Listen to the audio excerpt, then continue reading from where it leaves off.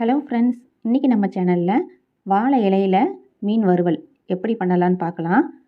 நான் இன்றைக்கி வவ்வா மீன் வாங்கி அதை வாழை இலையில் எப்படி பொரிக்கிறதுன்னு செஞ்சு காமிச்சிருக்கேன். இது ரொம்ப சூப்பராக இருக்கும், ரொம்ப ஹெல்த்தியும் கூட. எப்படி பண்ணுறதுன்னு வீடியோக்குள்ளே போய் பார்க்கலாம்.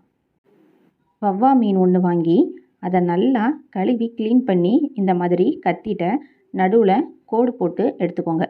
அப்போ தான் மசாலாலாம் நல்லா உள்ளே இறங்கும். பாருங்கள், 2 சைடும் இந்த மாதிரி நல்லா கத்திட்ட கீறி எடுத்துக்கோங்க. இதில் 1/2 டீஸ்பூன் அளவு மஞ்சள் தூள், தேவையான அளவு உப்பு, தூள் உப்பு சேர்த்துக்கோங்க, கல் உப்பு சேர்க்க வேண்டாம். இது எல்லாத்தையும் சேர்த்து நல்லா பரட்டி விட்டுக்கோங்க. அடுத்ததாக காரத்துக்காக 1 டீஸ்பூன் அளவு மிளகாய்த்தூள் சேர்த்து நல்லா ஊற வச்சுக்கோங்க. இப்போ இதை ஒரு பேனில் போட்டு ஃப்ரை பண்ண போகிறோம். ஸ்டவ் ஆன் பண்ணி பேன் வச்சுக்கோங்க. அதில் 1 அல்லது 1.5 டீஸ்பூன் அளவு எண்ணெய் சேர்த்துக்கோங்க. எண்ணெய் எல்லா பக்கமும் நல்லா படுற மாதிரி இந்த மாதிரி ஸ்ப்ரெட் பண்ணி விட்டுக்கோங்க.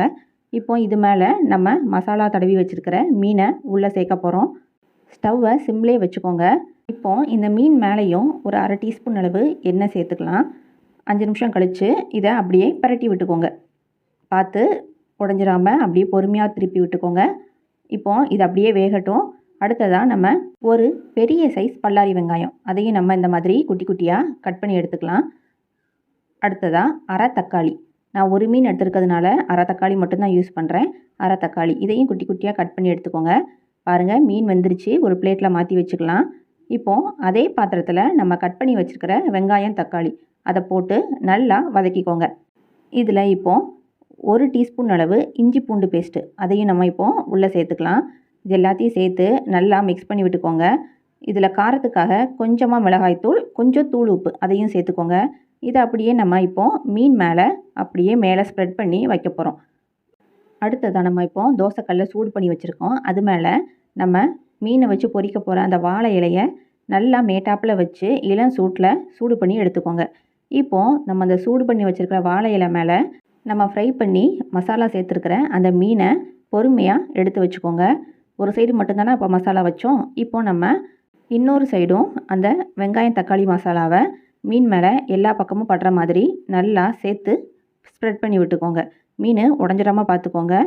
இதை இப்போ நம்ம அப்படியே பொறுமையாக க்ளோஸ் பண்ணி ஒரு நூல் வச்சு கட்ட போகிறோம். நூல் இல்லாட்டாலும் இந்த வாழை இலையோட கார்னர் இருக்கு இல்லையா, அதை கூட நீங்கள் கட் பண்ணி சேர்த்து கட்டி வச்சுக்கலாம்.